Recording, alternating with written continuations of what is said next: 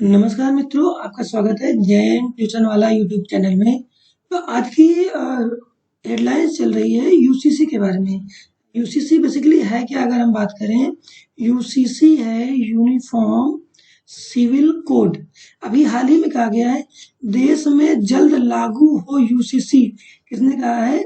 Nobel पुरस्कार विजेता अमर्त्य सेन बोले हैं हिंदू राष्ट्र से संबंध। Nobel prize awardee Amartya Sen said implement UCC as soon as possible. ऐसा क्यों कहा जा रहा है? क्योंकि कहीं ना कहीं हमको भी अब लगने लगा है कि अगर हिंदू राष्ट्र है इंडिया, हिंदू नेशन, यहाँ पे जो रूल्स एंड रेगुलेशंस हैं वो पर्टिकुलर एक धर्म के आधार पे ना रहो के एक देश के लिए एक कानून हो। देश में इन दिनों समान नागरिक संहिता को लेकर काफी विवाद चल रहा है। इसी कड़ी में नोबेल पुरस्कार विजेता अमर्त्य सेन ने कहा है कि भारत में सामान्य नागरिक संहिता लागू किया जाना चाहिए। अब इसके पीछे के अगर कॉम्प्लिकेशंस देखी जाए तो बहुत बड़ी है। क्यों? अगर हम बात करें हिंदूज की, कोई दिक्कत नहीं उन्हें, but if you talk about Muslims, ठीक है, तो उनमें खुद के उनके लॉ लगते हैं, जैसे सरिया लॉ है या फिर ढेर सारे उनके लॉ है, जैसे कि मुस्लिम पर्सनल बोर्ड। तो उनको इसमें दिक्कत हो सकती है।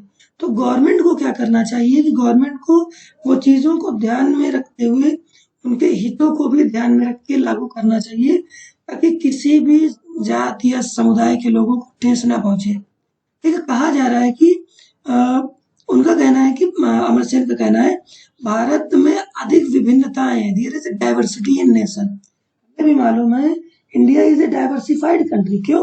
क्योंकि यहाँ पे हर तरह की जाति, धर्म, संप्रदाय के लोग रहते हैं, सब आपस में मिलजुल के रहते हैं। तो गवर्नमेंट का भी यही कहना है कि कहीं ना कहीं हमको समान नागरिक के लिए समान कानून होना चाहिए।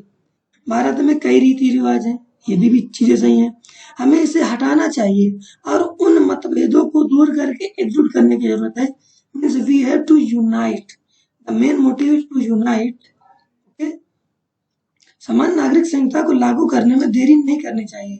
हिंदू राष्ट्र और यूसीसी के बीच समानता के सवाल पर उन्होंने कहा हिंदू राष्ट्र का यूसीसी से संबंध है, लेकिन प्रगति के लिए सिर्फ हिंदू राष्ट्र ही एकमात्र रास्ता नहीं है।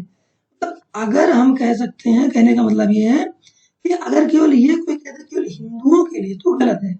मतलब समान, मतलब कि समान नागरिक होना चाहिए। समान नागरिक के लिए कोई भी किसी भी मजहब का हो, उससे कोई मतलब नहीं, सबके लिए समान कानून होने चाहिए।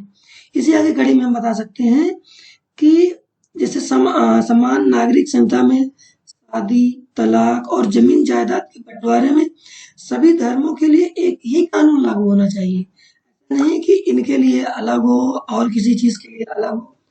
इसका अर्थ यह है एक निष्पक्ष कानून, मीन्स विदाउट पार्शियलिटी। पार्शियल नहीं होना चाहिए, पार्शियल नहीं होना चाहिए। क्यों? अगर पार्शियल हो रहे हैं तो ये तो गलत है। ठीक, अभी इसी टाइम में मोदी जी ने एक मीटिंग में कहा था, क्योंकि भाजपा के एजेंडे में था, तो उन्होंने कहा था, अभी एक उन्होंने 27 जून को एक रैली की थी भोपाल में, उन्होंने कहा था कि देश दो कानूनों में नहीं चल सकता और समान नागरिक संहिता संविधान का हिस्सा है। और ये क्यों कहा?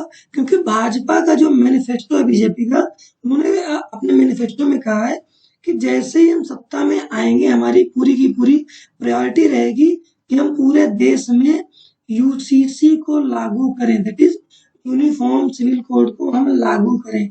ये हमारी खुद की प्रायोरिटी है और ये होना बहुत ही अच्छी बात है, क्योंकि ये कहीं ना कहीं इक्वालिटी को भी प्रमोट करेगा। क्यों?